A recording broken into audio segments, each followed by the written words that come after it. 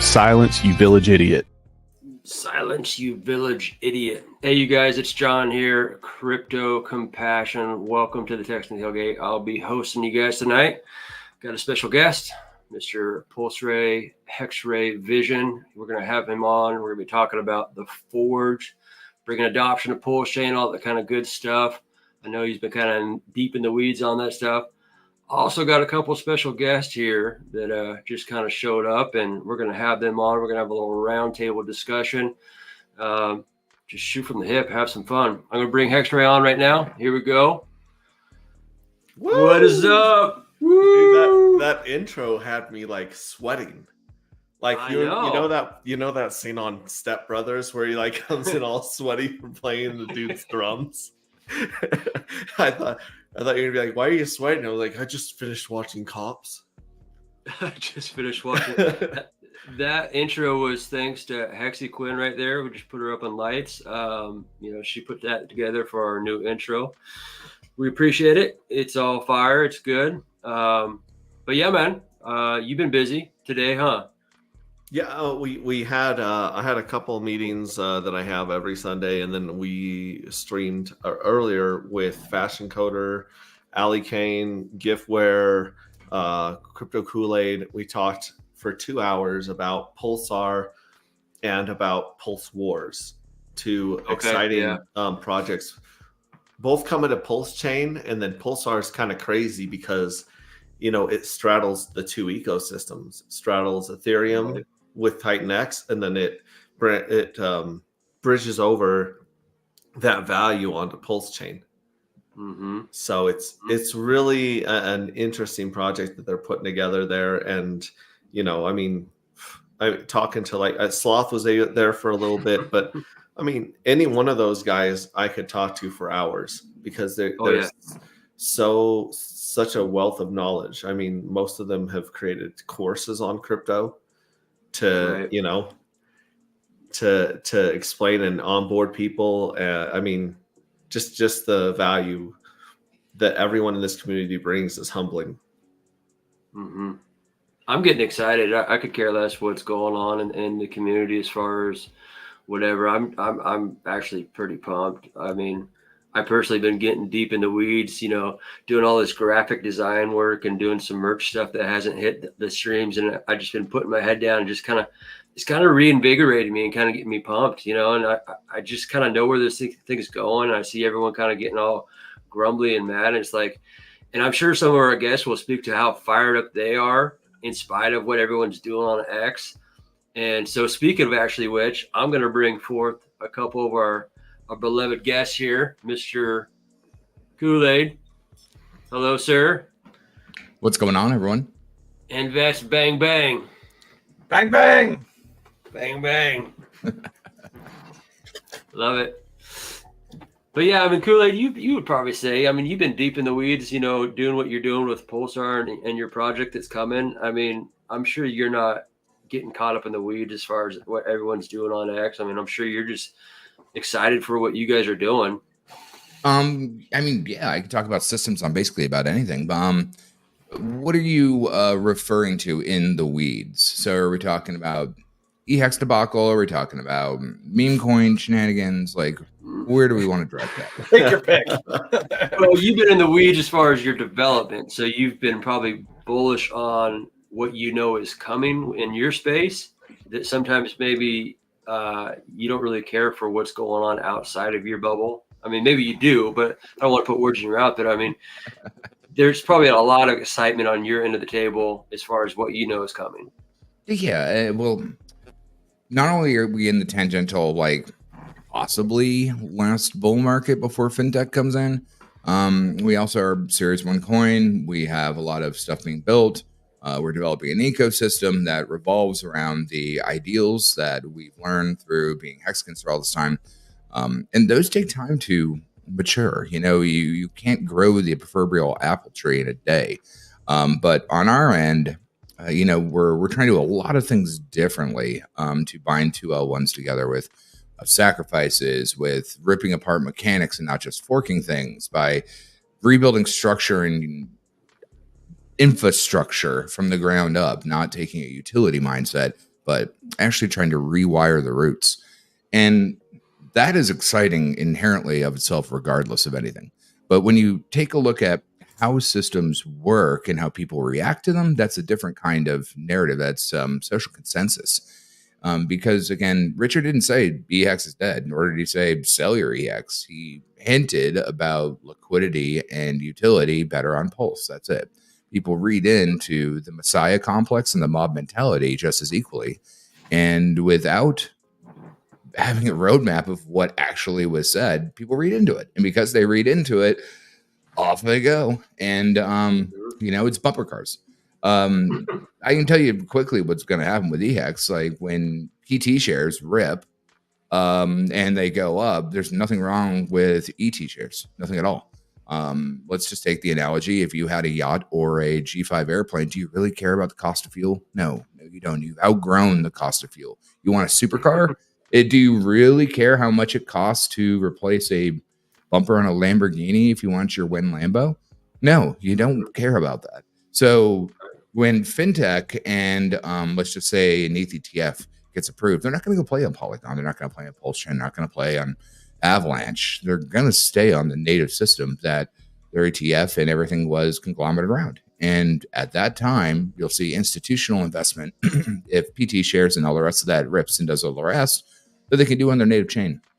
And that's an interesting binding of mechanisms. And that's, again, where it's important instead of worrying about mob mentality or what you think somebody said on the internet, look at how things weigh against each other. That actually gives you more utility, or circular loops, if you want to rip it back down to system design.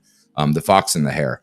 If you have all the foxes eat all the rabbits, they don't eat just all the rabbits, but the generation of rabbits that they would have eaten inherently of that. So you have to understand how all those things come back together inherently as a whole. Amen. Max, Well, you've been rolling with the Forge here. I mean, when you think about adoption, what have you guys been working on as far as, like, I know, like, I was asked by AJ Ripsey, he's like, hey, have you got your NFT yet? Yada. I was like, no. I was kind of like but like, tell me a little bit more about it so I can get like bullish and fired up about it. Oh, look at you, Bats, over there saying I got my. Yeah. I'm sure Kool-Aid has his, plenty of them. Yeah, they're still accepting people on the Forge Council. So if you're an influencer, if you are,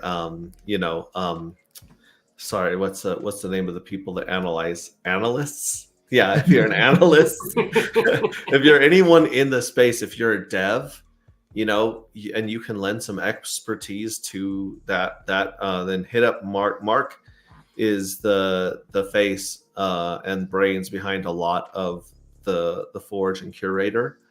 And they put 20 months bootstrapped effort into this before they even like approached the Pulsechain community.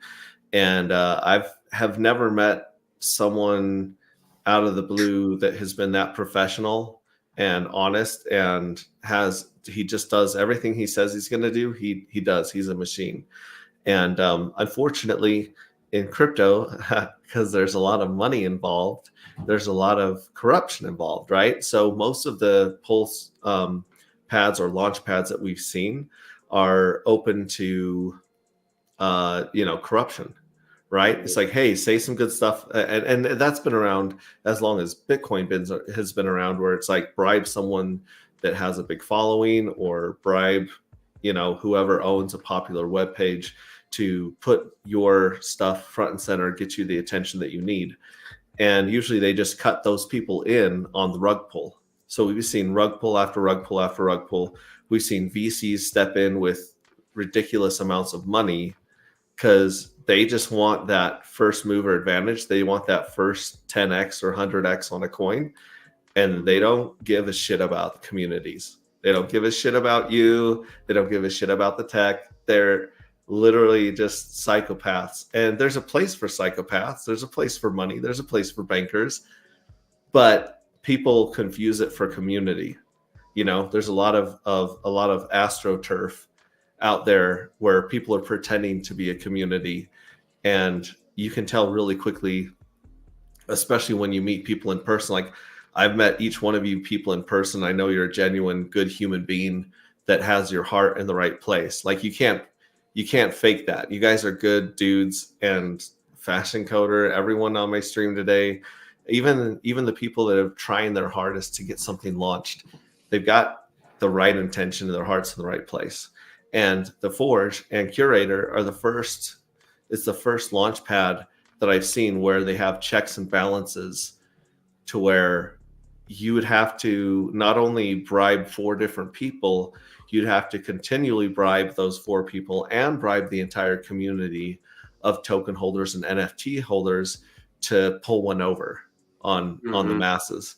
And so the way that he put, it's basically like the Byzantine generals problem that Satoshi solved. It's better to do what's in the interest. It's more profitable to do what's in the best interests of everybody than to screw up other people over. And so that's how the miners in Bitcoin worked for so long, even though it was it's not a great technology or a great coin by any means. It still was Satoshi solving the Byzantine generals problem with the mining that was revolutionary. Mm-hmm. Yeah, I think you hit it right on the head about it's corruption, whether you have crony capitalism or socialism or any other idiom of how when humans have profitability, they usually act in their best interest. Now with interoperable, let's call them machines, a lot of that can be greased up so it happens by default. It's going to be very interesting to see if we go to a ecosystem where people get paid to watch ads, experience things. If you're paid to be entertained, then you'll have a pure market fit instead of only relocating it to the top cast of systems. Not even a class system, it's just a cast of people that have access to that kind of thing. But there's a lot of things that can change now in this time to weed out the corruption, to change the again, it's the narrative and the paradigm of the haves and the have-nots technically have an even playing field at this exact moment in time. And they're gonna come for that. I mean, that's obvious. Power always does not want to relinquish power. And that's why it's in our all's best interest to educate and facilitate the ability to take that narrative and take that self-sovereignty so we avoid the corruption and itemize it when it comes out. Yeah. I love it. Hey, so I bought some of them NFT things and sent my money to some imaginary address that was on that website. And so for the lay people at home with crayons, what's the next step? How does this work? Well, I forget the timeline that Mark was referring to the last time I spoke to him. I believe he's going to be on Discourse Syndicate either tonight or tomorrow night. Actually, I think it's Monday night. But either way, he's going to be on Discourse Syndicate talking to the captain and getting ready to launch their incubation and their trial period of like the first handful of cases, like just experimental cases. So they're going to go through several projects and give them the whole experience of feedback and AMA and analysts. Not that they haven't already done that on a ton of projects, but they're going to start doing it with the NFTs and the tokens and the slashing and rewards implemented. So that's what they're working on launching now, is implementing that part of the checks and balance system and rewarding people who are contributing to that. And I believe that the amount of NFTs that you have will also determine your amount of the share of those projects. So if I show up, like I've got mine that I've been trying to set up on the Forge, and I can allocate a certain percentage of tokens or NFTs when I launch to the community. And so if you've got a whole bunch of those NFTs, it's like shares, like T-shares in the Hex payout system. You know, you're going to get a reward from that project that is thanking the community for helping them launch. Very cool. So many yield bearing projects it's just amazing. I mean, there's just like an endless supply of opportunities that are coming our way. I mean, it's like this wave of yield. Nothing to be sad about there. I think one thing interesting is that yield doesn't technically have to be monetary value. It can be exclusivity, access, knowledge, all sorts of other things. When people look about yield, they're primarily focused on a pump and dump. Or what can I get out before it crashes? What can I do to maintain myself and all the rest of that type of things? But realistically, the yield is the conglomerate and glue that makes multiple other things happen. And it's not strictly just on dollar signs, because remember, we're not a fiat-based ecosystem, but people still think that way, and they haven't been retrained on how to change their worldview on what they feel that the real yield is. And the real yield, ideally, at the end of the day, is growth. Yeah. So, you know, the title of this, the Launchpad and adoption on Pulsechain, like, you know, I love it how everyone's doing their thing, and like to PulseRay's, you know, point about everyone, you know, has good intentions. You know, there's going to be some bad actors, what have you, but overall, collectively, like, you pretty much know, you know, who's launching, or founders for the most part. There's good private groups like Crypto Kool-Aid knows, and you guys, you know, so you guys kind of know each other and can speak of it, but everyone just doing their own thing for cross marketing and adoption, and offering the olive branch to reach across chain. This, you know, this is going to be, in my opinion, like a multi-chain cycle where it's becoming easier and easier. The gates are coming down. We're not a walled garden, so to speak, anymore. Are you guys for, you know, PLS being more accessible to the masses by being on an exchange? What's your take on that one? I mean, I can go. Well, I mean, I guess what's really the issue is the onboarding side to go from Changely automatically to Pulse and then have Pulse is the onboard issue. You're so attached to Coinbase and Gemini that you can't go through Coast when they get their stuff back up. Putting it on a centralized exchange or a centralized, let's say, DApp, isn't a horrible thing as long as it's bootstrapped into the decentralized aspect. Because one thing that's really interesting about, you know, Titan system that they did is they straight out do not want it on exchanges. Same thing that, you know, ideally we want in pure DeFi, but for some reason people still want to take the easy way TLDR to acquire something, rather than understanding the process of getting it there. So yeah, you can buy Pulsechain on a SEX, but you're not holding it in a self-sovereign wallet. If you're just doing it just to get it onboard, great. I mean, obviously you should know when you use a SEX or a fiat on and off ramp, get it off or on. That is what you do. You do not leave it there. But if you give people the complacency that storing it on someone else's server that you don't have access to if shit hits the brick, it's probably not the best advice. However, for some damned reason, people think you need to be this tall to ride the ride. And for them, it's seeing it on a SEX and seeing it on top of CoinMarketCap, regardless if CoinMarketCap is already paid for by ill actors. And they don't even care about the corruption, or they don't know about it. I mean, both are fair, but more eyes is always better.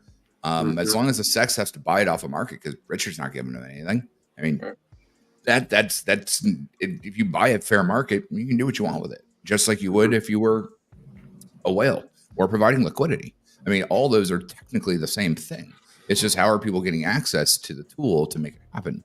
So in that sense of the realm, yeah, sure. There's OTC deals. Yeah, maybe sometimes some kind of third party is necessary for those kind of deals. And that's technically not a SEX, but it is. It's a way to have a third party pass hands for large amounts of money. That's why money transmit licenses are necessary and all the rest of that. So it's in the perspective of the thing is, I guess, where the real inherent thing is, just to have it where you can press an app on your phone. Well, heck, Scout now, I should do that. So, yeah, it really kind of depends on how that narrative's changed. What do you guys think? I see this going one of two ways. I think all the points that you made are really valid, and I think that you brought a really good perspective to this idea. The two things I think may happen in the future is either A, we get so big and so powerful that they look ridiculous for not including us and not adding us to their SEX, or our dexes become the norm. Our dexes grow so much in popularity and trust and credibility that the dexes clearly overtake the sexes. Those are the two routes I see might happen. It dovetails back into carrier pigeon maximalism, fax machine maximalism, and high-speed internet. Nobody's backtracking to carrier pigeon maximalism. It's just not going to happen. Sorry, guys. Once you get flying cars, are you really going to ride a bike to get to work if you can just fly and get there? No, you're going to take the leisurely way. If you want to enjoy a bike ride, you take a bike ride. But you're not going to be forced to walk uphill both ways and no shoes in the snow, right? It's as old grandpappies used to say. But I think the dexes will take that superiority, and they just have to conform at that point. So a dex will be very similar, or a sex will be very similar to a dex, in particular use cases, regulation, all the rest of that, if they have to go that. And again, that I guess comes down to more regulation and not use case. Yeah.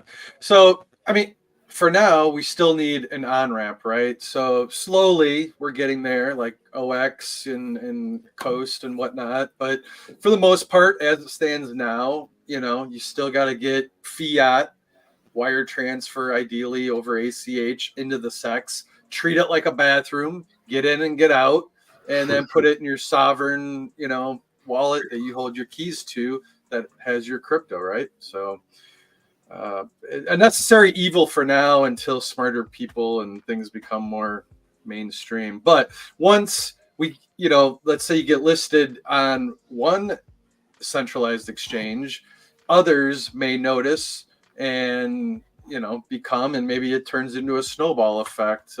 Either way, I think it's a happy medium. Things just we all want the world to be DeFi, but majority of it will be, but you still may have some little pieces that you need for now. Yeah, and again, the SEX. Oh, sorry, go ahead. No, yeah, and I was just going to say that's when their education begins. When we get our name in lights, that's when people start YouTubing. They start finding crypto coffee and what is Pulsechain, and then what is DeFi, and then how to get off the SEX, and hear all the good voices such as you, Kool-Aid, teaching people how to get out of the dirty old bathroom of Coinbase and get over to your wallet. Yeah, and I mean, if those entities, whatever entities they are, buy it decentralized, then it really doesn't matter. Like, everyone has their own place in a universal noded network. I mean, remember, the first Bitcoin was actually EverQuest gold mining. The first blockchain was technically like ham radio.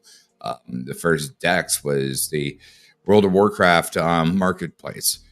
First fucking NFT, if you really want to consider it, is an email attachment because it had a read-write receipt that acknowledged, hey, I got this thing. It's not PC load letter in your fax machine or lost in the snail mail.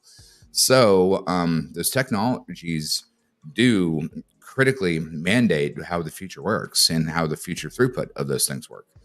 People will have to get along with this type of thing, just like ripping someone's cell phone away from them. Now they don't know how to use a map. Now they don't know how to get on the street. Now they don't know how to access their bank account because they're trying to pay with Apple Pay instead of actually having a physical card. It is the way of the world. And what's really going to technically change it is the younger generation, because they already intrinsically will never walk into a library. Why would they go to a museum? They're never going to know what a Dewey Decimal System is. They probably will never learn how to read a paper map now. I mean, when I was truck driving in 2002, it was basically before all GPS. I had to pull out a laptop and strap something to the top of my semi truck, and only used it when I was like New York City. But we can already see that the evolution of how those kids are 7 years old, they'll pick up the piece of technology and intrinsically understand it. Whereas, I'm 42, the cascade another 15 years forward. The people that are in their 65s do struggle with this, but they're also going to be struggling with the fact that they may not get Social Security by the time it's allowed to them or something of that nature. So the amount of weight to put into economic energy of just Social Security alone that we pay by default, that may or may not, definitely won't be around. And all of us are, able to retire, or it gets pushed out to age 95. But yeah, the kids that are learning DeFi, learning how to make intrinsic money, learning how to spin up channels or monetize some kind of asset early on, they're going to have a different playground to live in. And it won't be the same one that all of us did when we were kids playing kick the can or all the rest of that stuff. Yeah, I couldn't agree more. I was to say crypto is light years ahead of the rest of the world that doesn't understand what it is yet. And the Pulsechain community is light years ahead of crypto.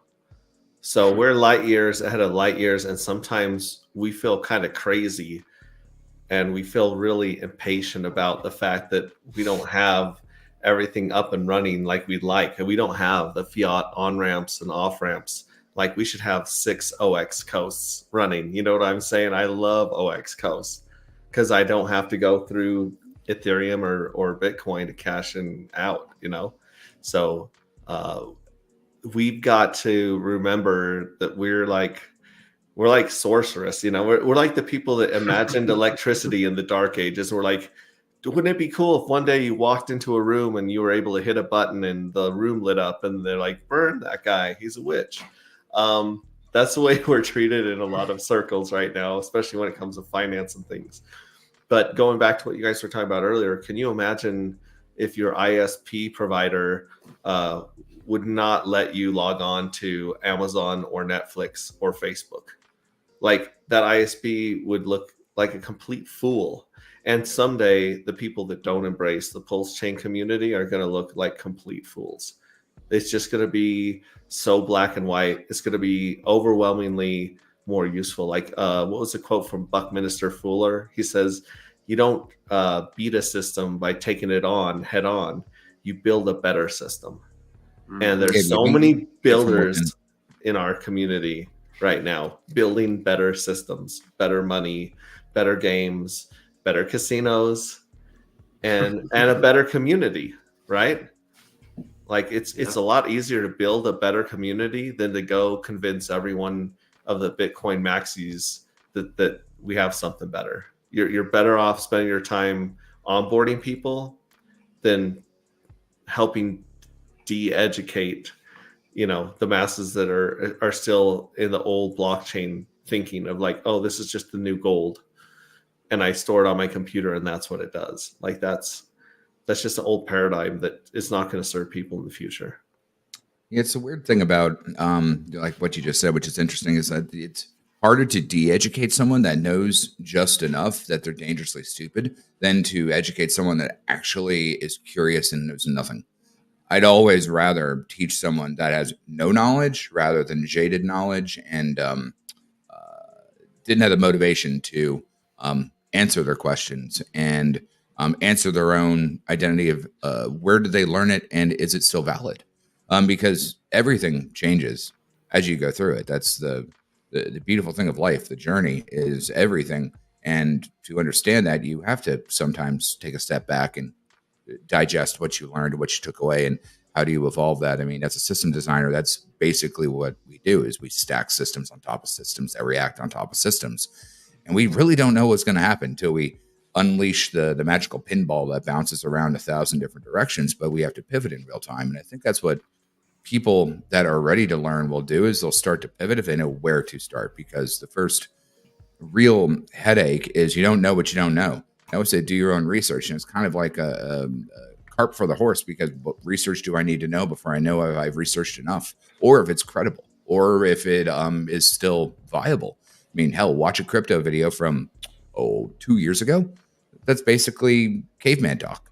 Things move too fast in this ecosystem due to the interoperability of Moore's law, Metcalfe's law, combined by everyone's internet throughput. I mean, look how far we've come just in the last 60 years compared to the last 6,000 years. And that scale is compounding, and it does move at a massive attack. Yeah. So to your point, if I can remember, it's easier, yes, to bring on a new no coiner than to try to change the mind of a Bitcoiner, right? Like, it's just, you're not going to get that ROI. You're not even looking for ROI on your time, right?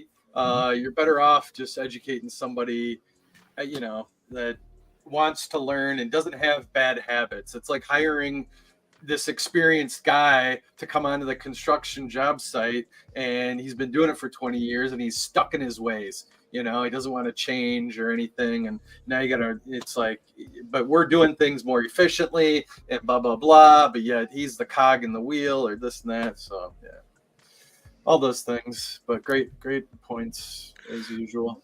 Well, I was really inspired earlier today by Giffordware and Kool-Aid when they were bringing up the concept of stopping the leaks in the boat. Mm-hmm.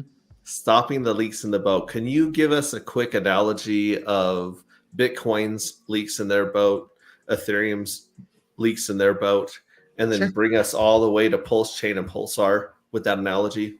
Yeah. Let's break down some systems. So, Bitcoin inherently of itself is proof of power, right? First, it was decentralized power, and you could do it inherently of yourself as a unit of one. Because that backup on how the system can lean or load eventually fills up, that you need more people to lift that jar or that weight up. Because technically the mathematical calculation is getting more complex. It's harder to crack. Well, that's more of a load that you need power to get through.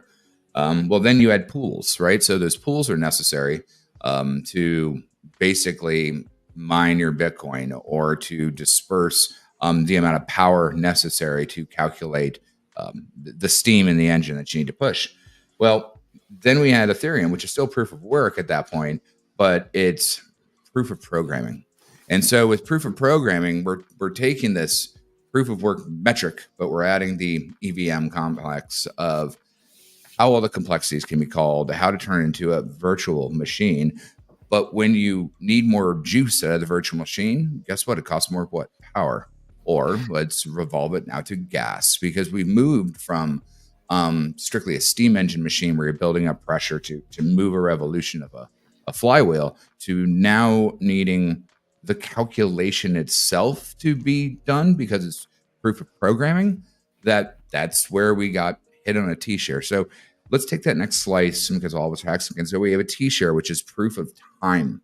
And so at proof of time, now we're using the EVM side, which is still proof of programming, but it still needs proof of power, or now proof of stake, which is resolution of power, nodes of power, sockets, if you will. Technically now like mining farms in Bitcoin. So we can see the correlation between those two ideals, but one does one thing, one can do many, but costs more juice. So T-share, proof of time. So now we've learned carrot and stick, tongue-in-cheek mechanics of what proof of time does for you. And if Hex never got pulled from Ethereum, let's just say never launched Pulse. I call Zen proof of gas because of the intrinsic cost of gas to mint and unmint. But if Pulse or Hex never moved from Ethereum, the gas cost to unstake your Hex would have been proof of gas because of the fact that if you didn't have the financial, let's call it wherewithal, to be able to unstake that, you would have bled. And where would that have bled? Gone back to the staker class. So that does give a caste-based system again on who can access a particular throughput. So we have Zen. Basically, it's an interesting thought experiment. But what it did is created fair launch crypto as a narrative and a saber rattling call again. I mean, of course, we all love the OA. OA is fantastic. Why? Because it puts power into an entity that we actually trust. But if they're not from our cut of cloth, they don't have that kind of, let's call it native security with that type of method. They automatically assume the corruption that we were talking about before. So we have proof of gas as a concept, but then creating fair launch. Now, we move to Pulsechain. What Pulsechain's interesting because their sister EVMs post proof of stake, which means that any upgrade in tangent can run in parallel with each other. That's very, very, very good.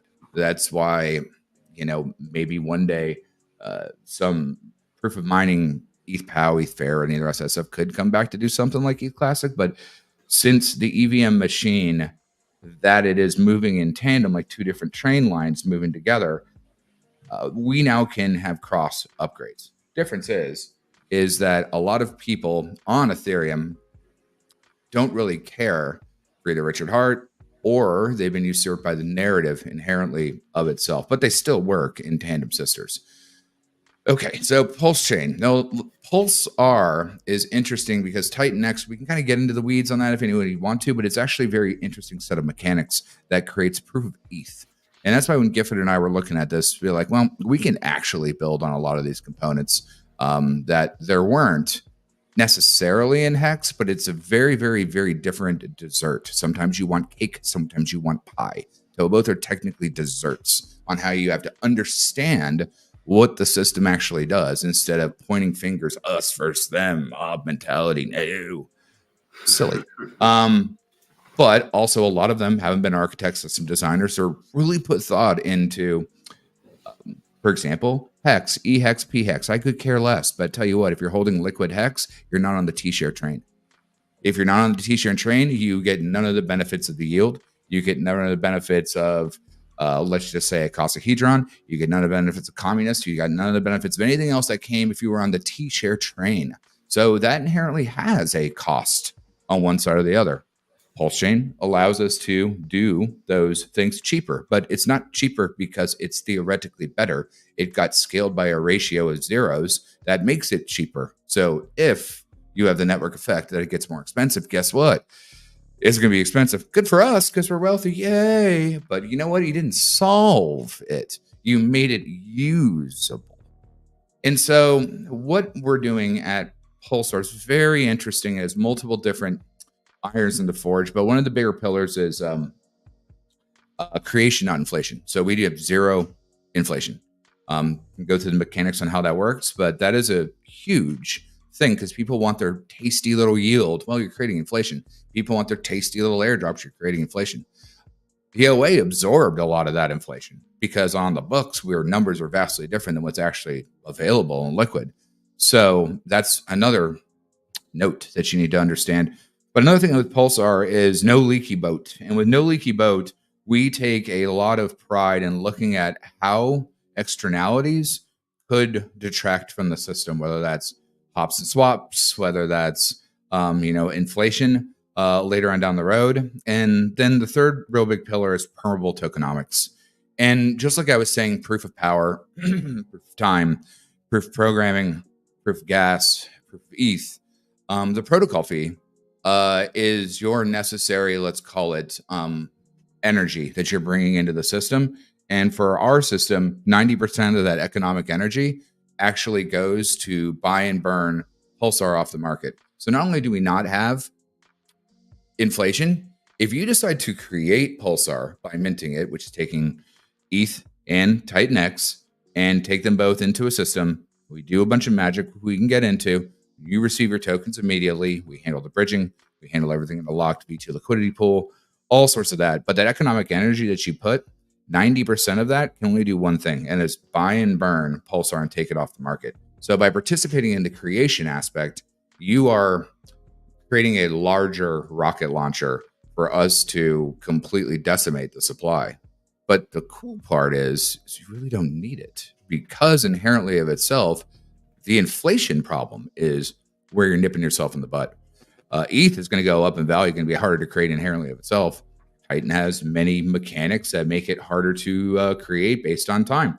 We all understand a T-share, right? It's the same thing, but just some of the vernacular has been ripped apart and applied in a different way. So those two metrics alone make it harder and harder to create the asset. The buy and burn is an overwatcher that can immediately create the ceiling, which is interesting. If we go back to icosahedron, what we learned from that, what we learned from, let's say, the inflation bonus that was given for the 10x multipliers, well, that dramatically changed the system.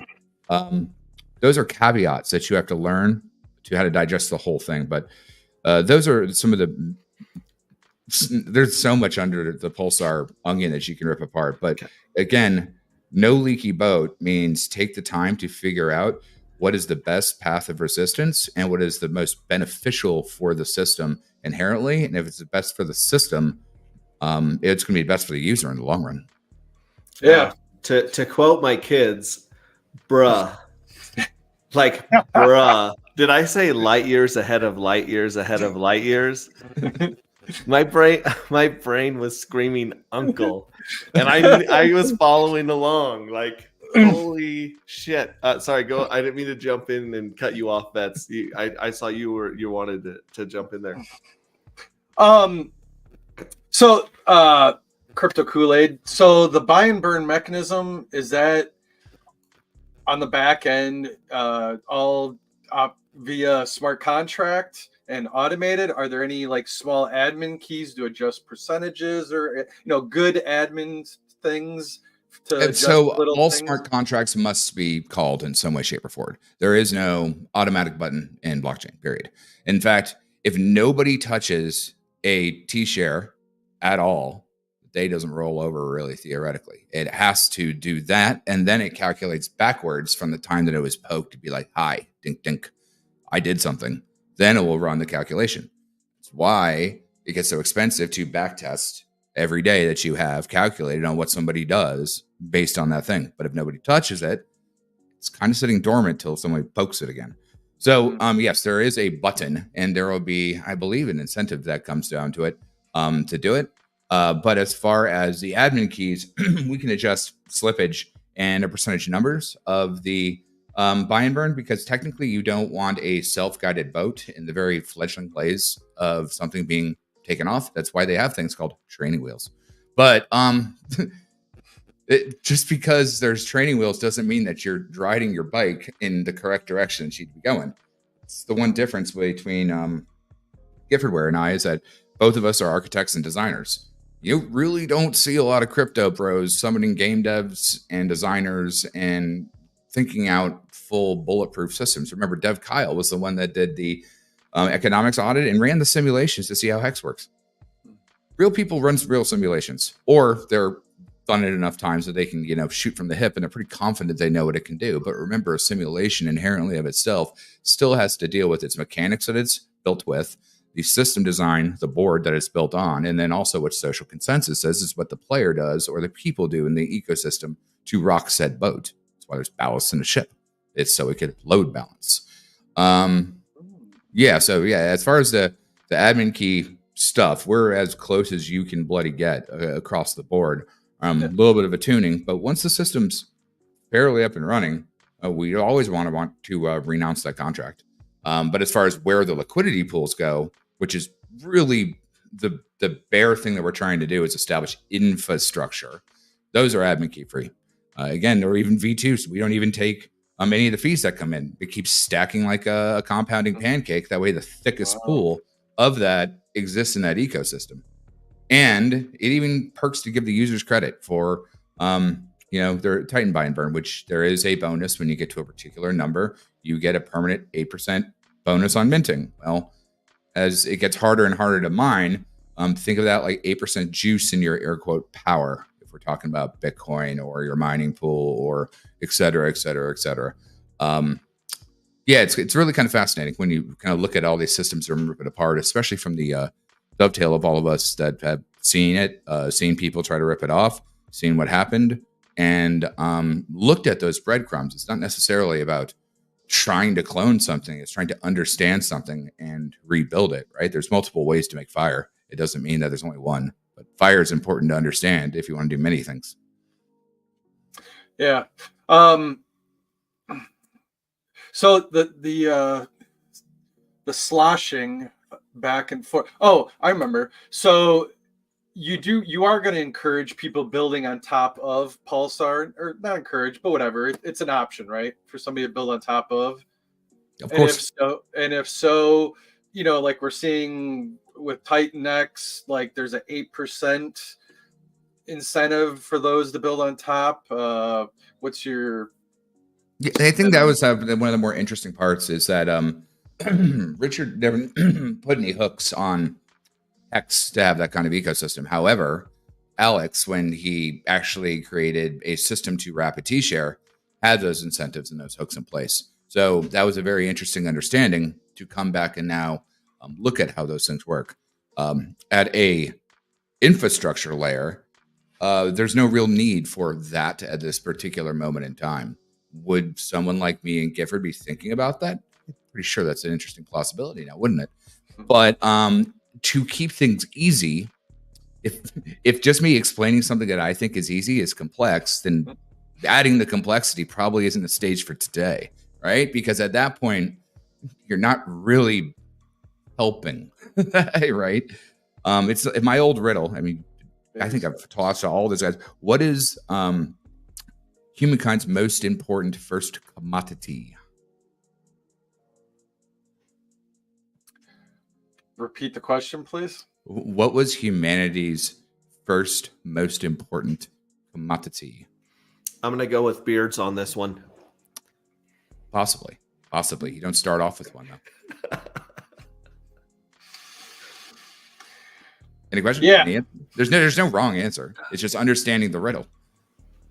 Yeah, I'm not a game guy, so It's not even a game guy. Let's just say fire. Well, how are you going to get your tools? Yeah, so fuel, oxygen. Those are necessities. Those aren't commodities. Love isn't a commodity. I mean, technically, it's something that is good, but in the sense of a commodity. So let's say language. Well, what happens if you're stranded on an island and can't talk to anyone? Let's just say farming. Well, what happened? Or hunting. Let's just say hunting. But what are you going to put the lion on your shoulders and carry it back? The answer to the riddle is beasts of burden. Because with beasts of burden, you have the ability to travel, to have language. You have the ability to make trade. You have the ability to farm and do all the rest of that. You have the ability to take in and expose. You have the ability to marry and tithe for all the rest of that. So if we take beasts of burden, or air quote horses, but it can be camels, asses, whatever the fuck you want to have. Where are all the horses now? Well, if they're sitting in a little ranch and being Gundam style, well, that's no longer a commodity. It's a luxury. The commodity then are horse-powered machines that are everywhere.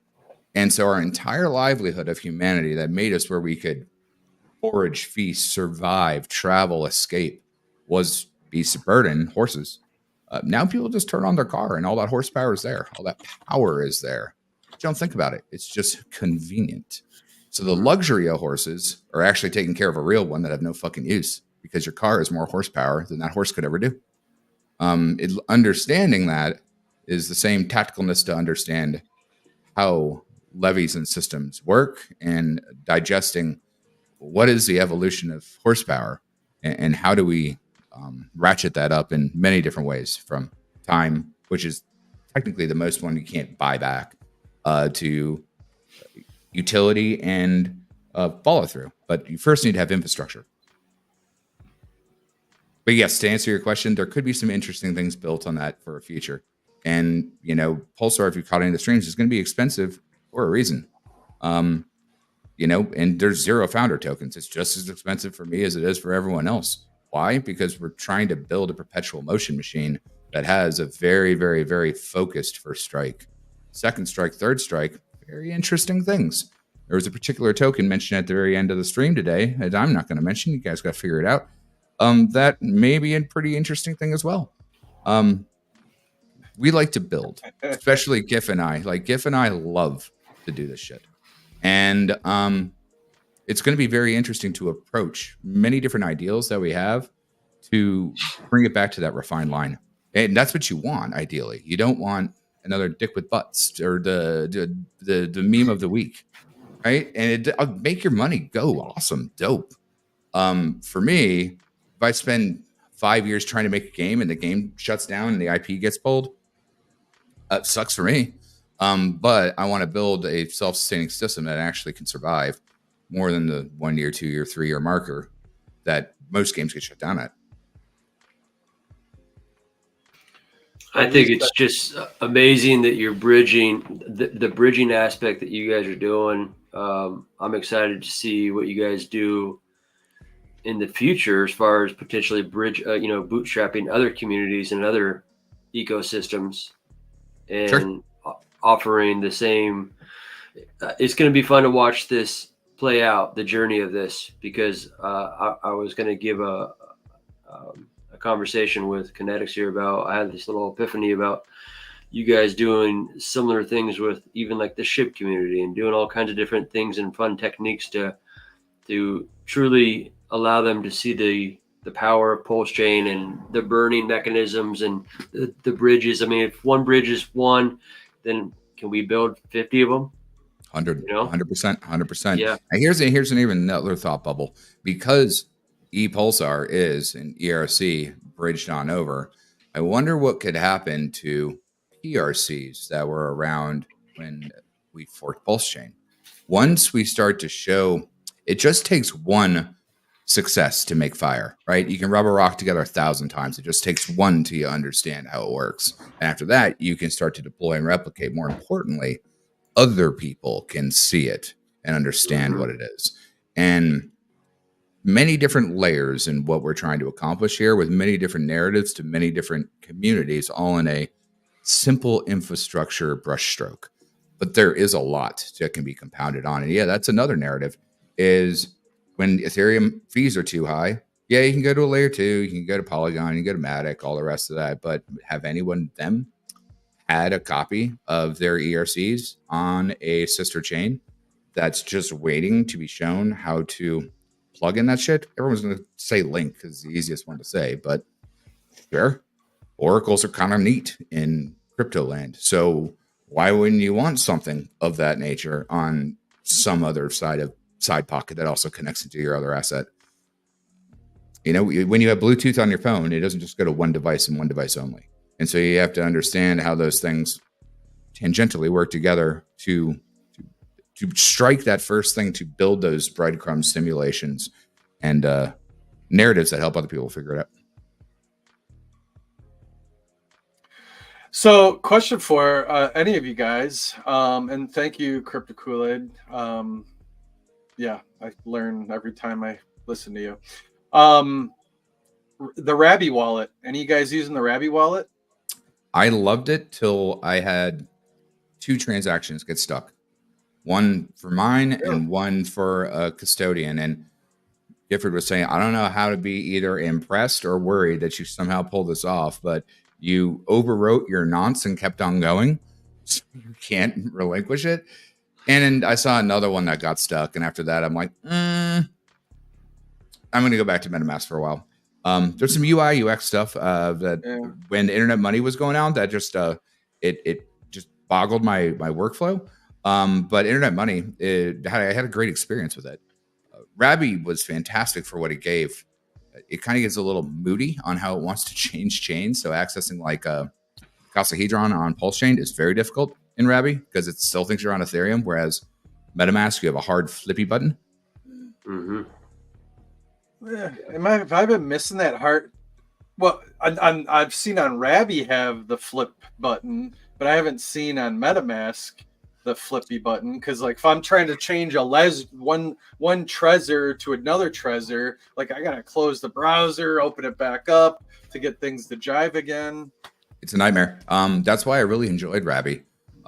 Till I had 2 transactions get stuck. One from my personal wallet and one for Buddy that I custodian for. And at that point, it was too risky at this exact juncture in time, because I tried everything. Even Rags tried to pop on and help me. And same with Kinetics. It's not like I'm an idiot. It's just, I just need a sanity check to be like, why?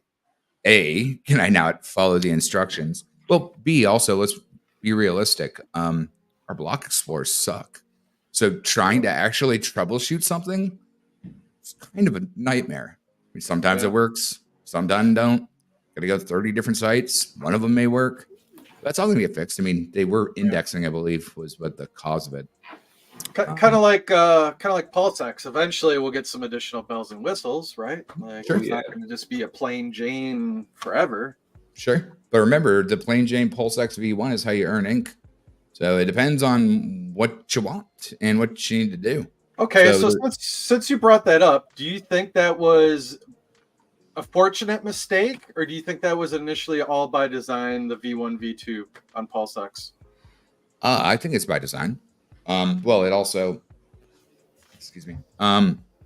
We also didn't have V3 being exclusive yet at that time. So you kind of have to partition like a lot of things in blocks of time and space and how they work together. So I think there was definitely a cohesive choice that you can only earn ink by something that, let's just say, Greg the Duck can decide that magically makes pools for. Yeah, that's pretty much by design.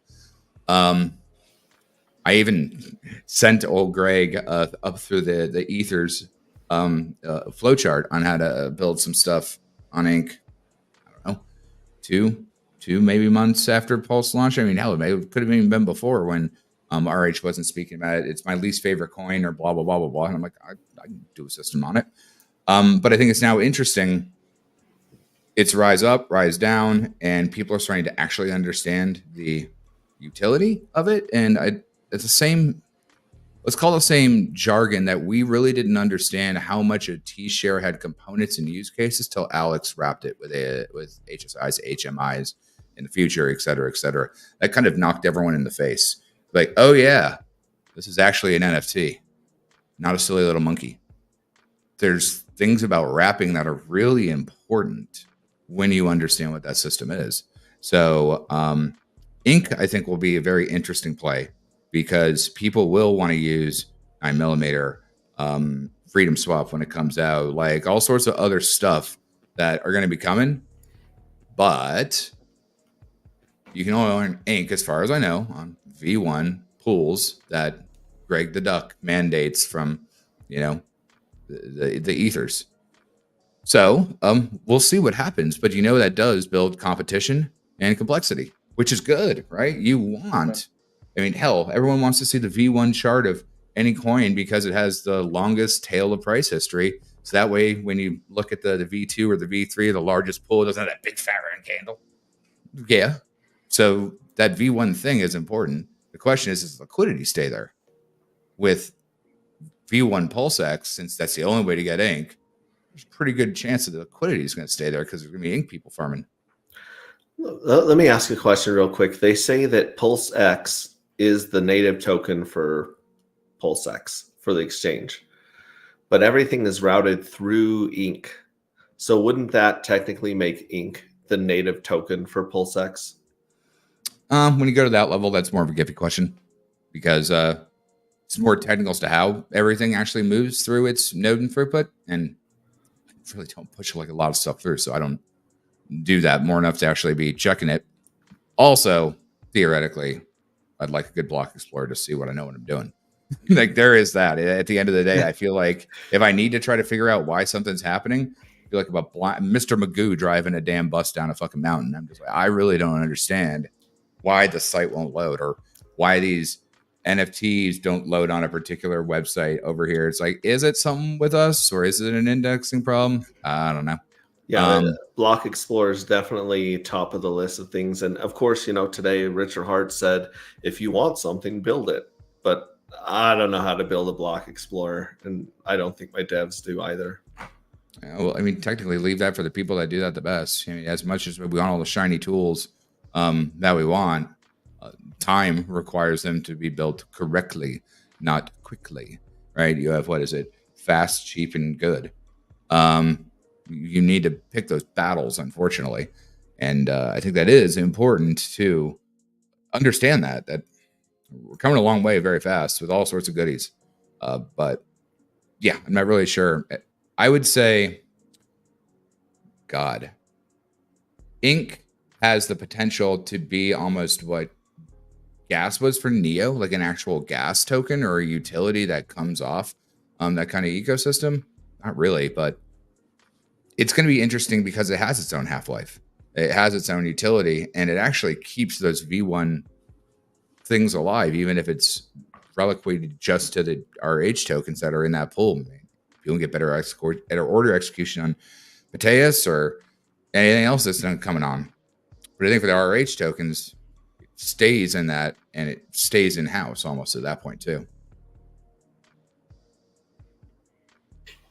Do you foresee more farms opening up? I mean, it's probably a silly question, but it's just something that I've been kind of thinking that it's on the horizon soon, where we might see an expansion beyond the scope of RH products. It really depends on what the maturity of that stuff is when it happens, I guess would be the first question. Is it reliable? Is it mature? Mm-hmm. I mean, hell, let's take this as a narrative. Out of all of the things that anyone has ever built, I'd say Alex and Icosahedron, the one-man super machine, the white whale himself, probably would be the first non-RH thing that RH may respect due to not only his technical ability to what he did to a T-share, his history of being a good actor, his consistency and wanting to build. But if theoretically, to answer your question, something like Icosahedron wasn't put there with Alex's pedigree, what else would quantify that in your question, right? It is an easy gimme on how do we even rate that, because obviously wrapped stables coming over is fair. Obviously wrapped ETH is fair. Why? Because it holds economic energy, right? Like we were talking together, the power of that asset or that protocol fee, the thing that turns the horses on, right? It gives you the horsepower. That has power coming in, and that's why those farms and pools are encouraged. Out of that, it's going to be interesting to see.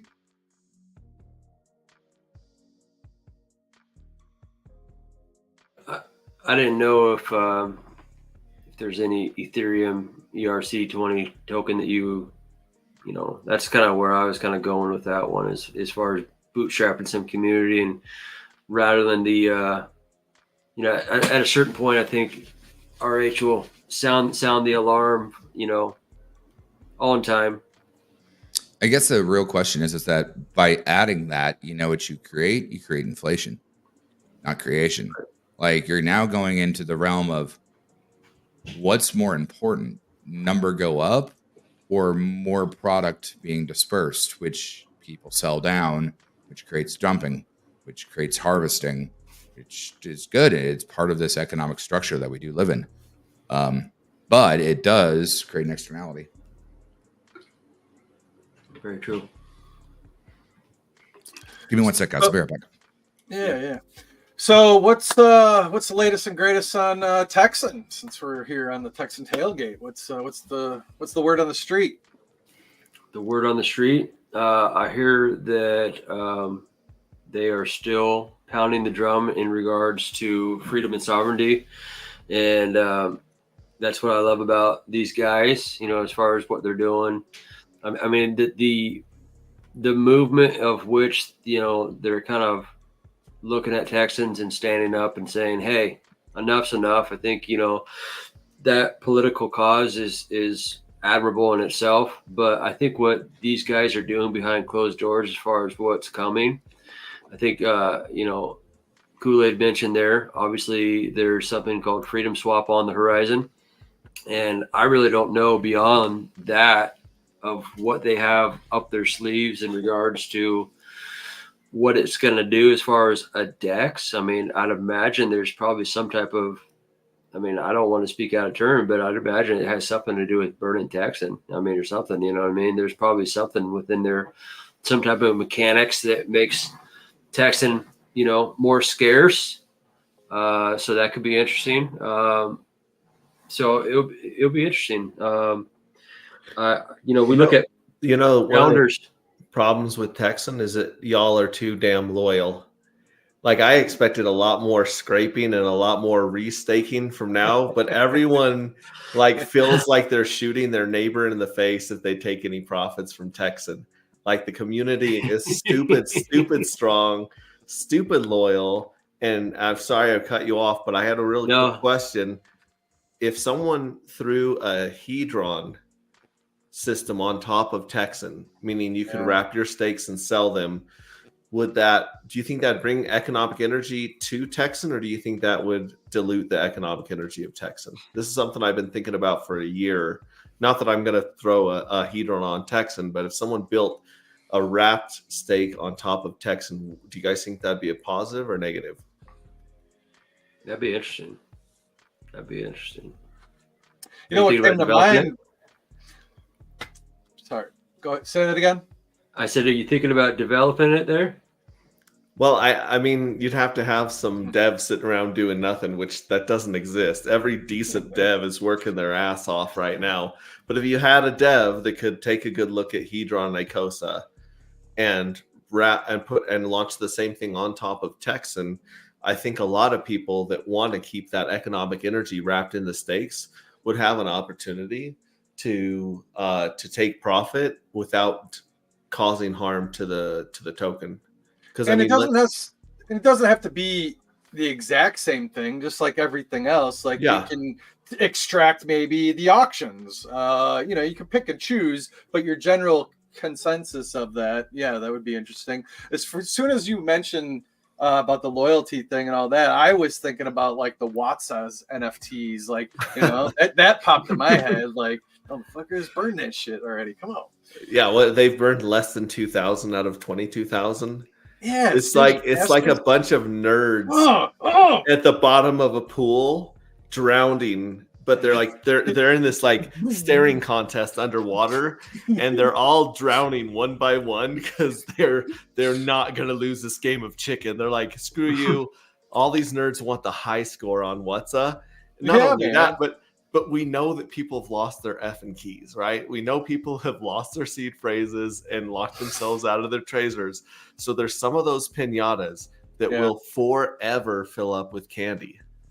Yeah. Right. Yeah. Like, and that's why I reposted, wouldn't it be awesome if Whatsa had a fixed supply? Or wouldn't it be awesome if Whatsa had more than one minting phase?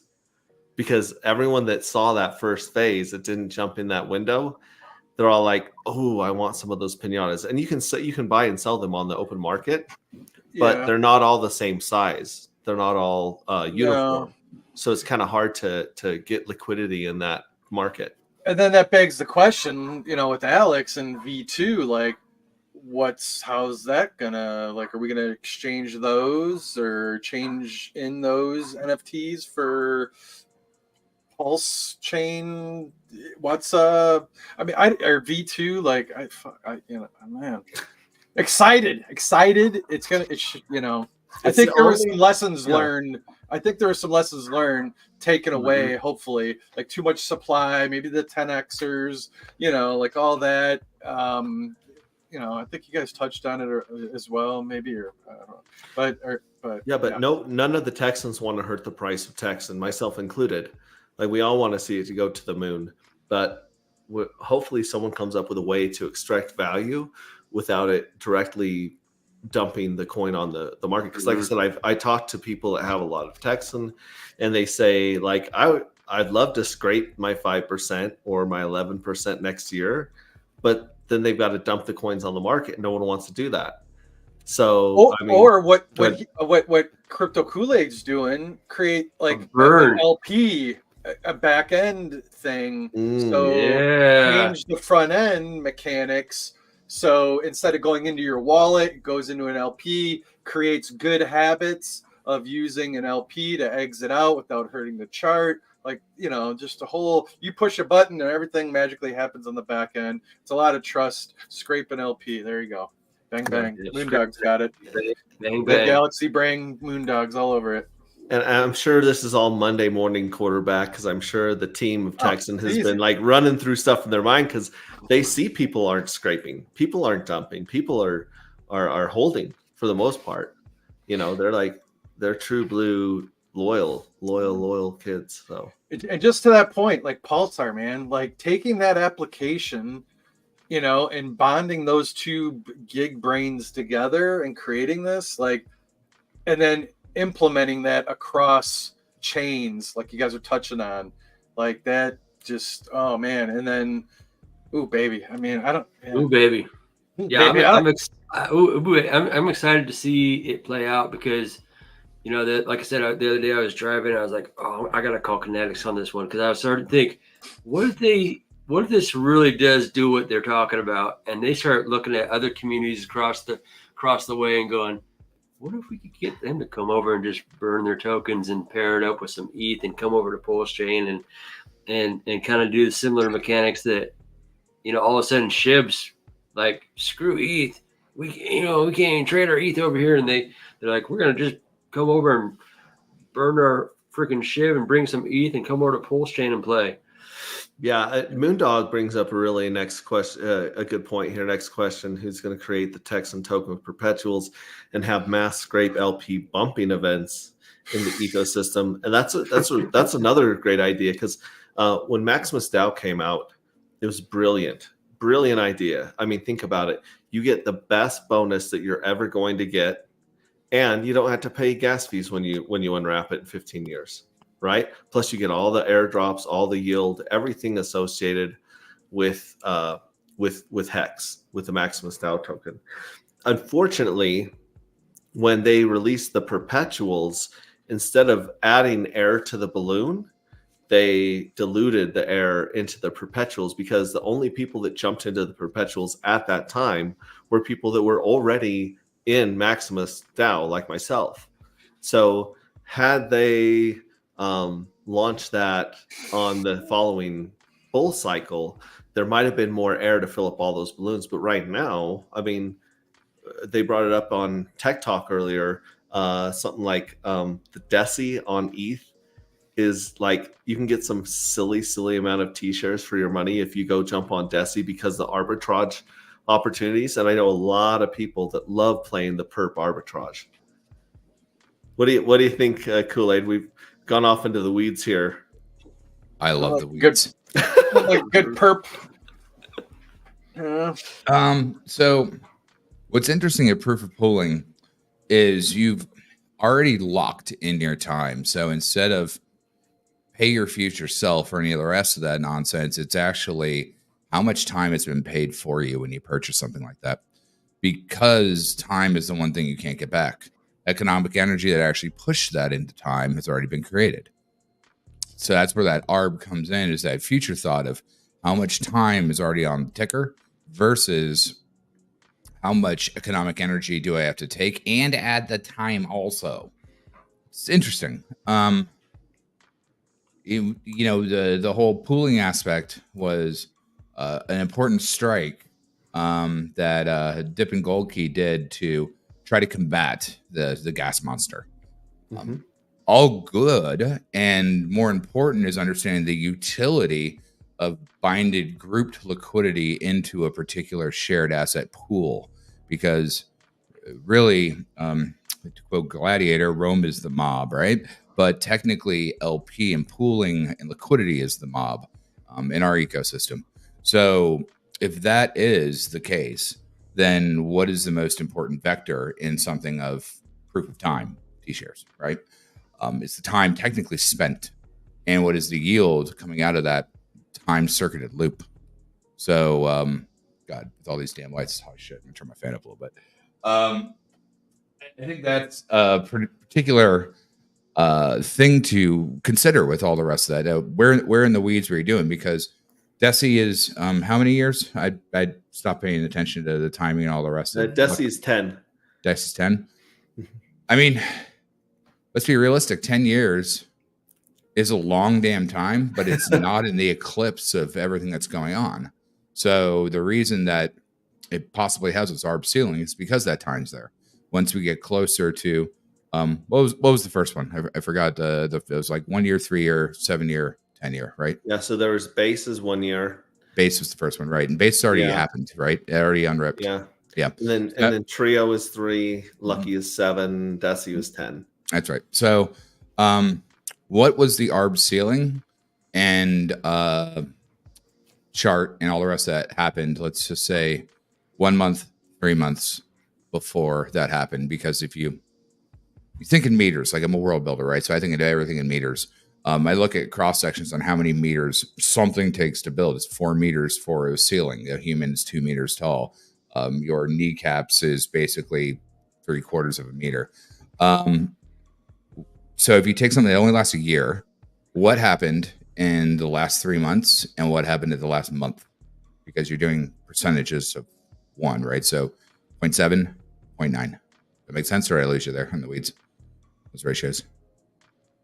Like, what was the ARB situation 3 months before, and then 1 month till it was unwrapped? Yeah, I don't know. I didn't follow that. I just know that like there's times when the perps are trading lower than the price of a T-share. Of course, so you can literally go buy T-shares off that market at a discount rate. It's funny is I had to do some wallet maintenance for some of the people that I custodian for, and it's been a while since I've actually looked into doing a whole bunch of that stuff because my stuff's very easily set out for the next 15 years. 1 year, or I get one biggie and one smallie every year. I just did simply. And I just saw that there are HSIs up on the market. I'm not sure if I was on the Pulsechain side or I was on the ETH side, but like there are a couple up in like 5 days. And I thought no one had been using the market for a while, or nothing had been coming due for a while. So I don't know because I haven't been following that. That's definitely something that the GIF or the Sloth or Jiang or Dev Huey or Crispy Man that they got their fingers in that all the time. Yeah. Clearly, if I understand it, but it's just I haven't had my eyeballs on it in quite a hot minute. But when you can kind of see how those breadcrumbs lay out, you can kind of take that ratio and flatten it out to understanding market conditions and the most brutal of bear for hex times based on, God, what would the price have been when base came out? Were we at under 10 cents? I think so. And Moondog says right now you can buy 10-year T-shares already amortized 1.5 years at a 33-ish% discount from the T-share rate paid 1.5 years ago in EHEX terms on top of the EHEX current overcorrected undervalue. So, I mean, that's insane. Have you guys had... Tip to you, good sir. That's the type of information that you need to... Boom. The thing is just that if you're not looking at it, it's very easy to miss something. And that's the other thing is I don't really play with my crypto too much, especially if I'm exhausted or I'm working around the clock because you don't fuck with your retirement account when you're busy. Bad idea. But there's already enough to pay attention to when you're doing this. That's why you need sanity checks and good people in the community to keep dropping these bubbles of repositories so where you can do that. But yeah, that's an insane discount right now that you can go fatten up your 10-year T-share. And remember at that point, you're already at max ratio for that goes along with Vet's point right here, where he said, they did too much with Maxi Team, etc. Water, and let's not forget Poly. Sometimes less is more. And Vets, you can talk on the microphone. Like you don't have to just comment. just meme. Just meme in. Just jump in. I know. Like bruh. Just start with bruh. Have you guys had Drix on the channel in the show yet? Yeah, I believe he did hop in here. I don't know. Well, Drix is on point. Good person. and he laughs at my jokes. So he's like 3 thumbs up over That's all you here. need. Laugh at the jokes, have a beard, X-ray approved. Exactly. But no, I think Vet's point is actually very fair and good. And again, no shade or everything, but tip of the hat. But no, this is conversation. It's not just conversation. This is fucking design. And these are systems to understand on how understanding dilution actually has a critical effect on how circular loops work. I can't stress this damn video enough. Mike Sellers, he's sitting in front of a podium. I think it's GDC 2016, but fuck, he wrote the book in systemic design 2006. I don't know. After you've been in the industry 10 plus 15 years, it's all imaginary fucking time money in your head. But so understanding circular loops goes back to rabbit and foxes every single time. You have more derivative-based situational systems where they veer and they coagulate, almost like planets, how they have their own gravitational pull. When they get closer to something, they move it around it really fast and it shoots it back out and it slowly draws and comes back up. We have planets back there. Spaceship. But at the end of the day, those things do matter. You can dilute yourself by making things more complex when maybe a simple system could be more interesting. It doesn't have to be better, but interesting. And that was the hint thing that we were trying to kind of, at Pulsar, we don't want to fucking give people all the fucking answers. I don't want to hold anyone by the nose. I want to give them all the information that they can teach themselves why, not what to buy.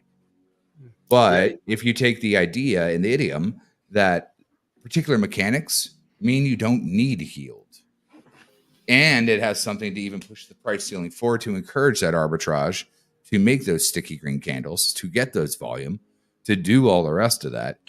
And that gives you a lion's share of an expensive asset that pushes it up. Oh yeah, Bitcoin. But it's not. It's the understanding of the mechanics of Bitcoin that allows you to put the power into proof of power. Remember, what's the difference between a steam engine and a nuclear power plant? Nothing. It's just how much power it takes to turn it off. That's really the difference. Yeah, and you and Moondog are both parallel in thinking. You guys both Moondog's the man at the same time. And I want to talk about, because I love the space theme. That's what we're going with our project. It's all space theme. And you guys got the space thing going on. And I think that's going back to what you were saying earlier. We're so far ahead of everyone. We feel like pioneers out on the rings of Saturn. Well, everyone else is just like, they're still like, hey, it feels like everyone is still dealing with airplanes. And we are out of the solar system. You know what I mean? Sure. But remember, like, you would have gotten back. All right, hold on. Do we have a sound effect? Did that actually come through? There's the ginger. They're asking for the ginger. They found the ginger. Ginger. Come on in. But I'll drop you the Mike Sellers video, Moondog. I saber rattle this one because it has so much good components to it that's seriously digestible, rewatchable. And you know, for me, watching game dev videos is super fun, but I already know the shit. But you teach the best what you need to learn the most, and you always want to keep subjecting yourself to teaching, learning, and doing. And you said that's Mike Sellers? Yeah, I'll drop the link in the thing real quick. Oh, please do. Yeah, everyone's asking for it. He's got 2 of them that are fucking fantastic, and then there's one on emergence I can drop in, and then it just takes you down the rabbit hole. But here's the dumb shit: is the art of play. The art of play from puppies to primates is how we learn to build, evolve, and sustain our own ecosystem. It's not just chess. It's not just checkers. It's not just the art of war. It's not just Shakespeare. It's technically the art of play. The game theory, mathematical formula is parenthesis, mechanics, rules, regulations. What does it do? Divided by systemic design. What does the board look like? End parenthesis, time, social consensus. What does everyone understand about your system? Or how are you playing you? How are you playing the system? Or how's the system being played by another? Easy way to look at that. There's really no difference between chess and checkers except the rules on the board. Now, if I change checkers into backgammon, what changed? The board. But at the end of the day, the checker in checkers goes to the front. He hits the wall at the front. He gets a happy little hat, and he can fucking go back when he gets kinged. In blackjack, you go to the end, you hit the fucking wall, you turn a hard right. Monopoly or anything else. The board dictates the way that you can use the mechanics in your favor or against it. And then understanding those two in parallel is how you can apply social consensus, which is how does everyone understand that? You can take that model and stack it like a pancake, which is technically systemic design, or what I like to call accordion game theory, because you're actually stacking all of these emblems into a breathable entity that reacts in stupid fucking unique ways that you didn't even anticipate. A lot of the stuff at Prey, we had no fucking idea what the damn thing was going to do. We just built the damn thing, and then we just turned it on and let it go. But here is the first Mike Sellers. That the systematic approach to systemic design. Yep.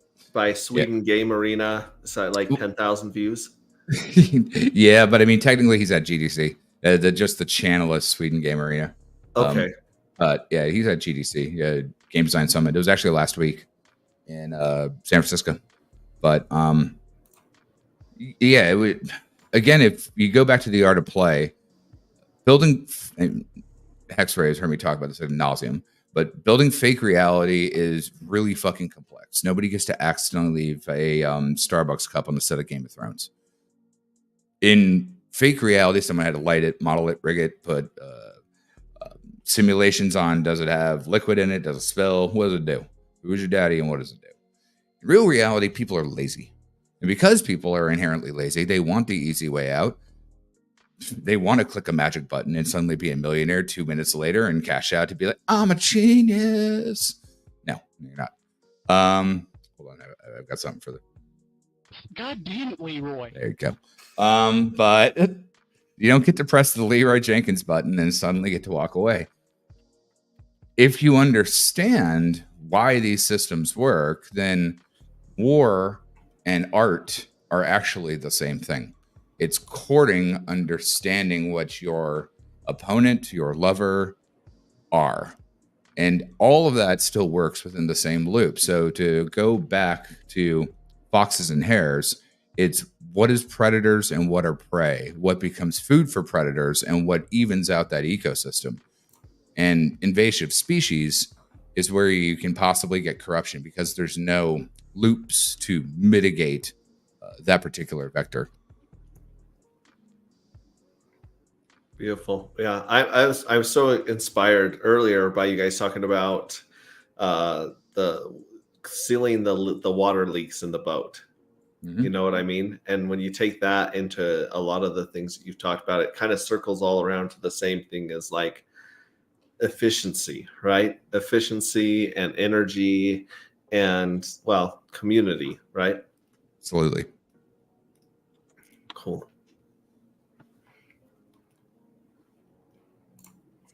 Bang, bang. Sounds Bang, good, man. bang, bang. Yeah, we've been cooking for a minute. I think I know you got a hard stop, Hexray. We all got families in life, and I'm sure Kuwait, I'm going back to work. You're going back to work. I'm going back to by the way, Third Body Problem on Netflix. Fantastic. You like sci-fi, you like Dune type crazy stuff. Third Body Problem on Netflix. It's the prequel to what became the Dark Forest, which is why we don't see alien life out there. It's fascinating. It's really good book series. No monies and plugs on my thing, but I will definitely give you a story. Love it. Well, hey guys, thanks for coming out and joining us today. Thank you everyone in chat. See you guys being active, and that's good stuff. And yeah, man, let you guys do your thing. I'm gonna do my thing, and everyone in chat, have a great week. Take care, all. There you go. Hey guys, thanks for coming out, watching Text and Tailgate. Got some guys, it's like drinking from a fire hydrant sometimes, but we have a lot to look forward in this community. Get out and touch grass, you guys. If Twitter and X is bothering you too much, shut down the laptop, walk away. But we got good things in store for us. So, hey, you guys have a great week. Look forward to seeing you guys later.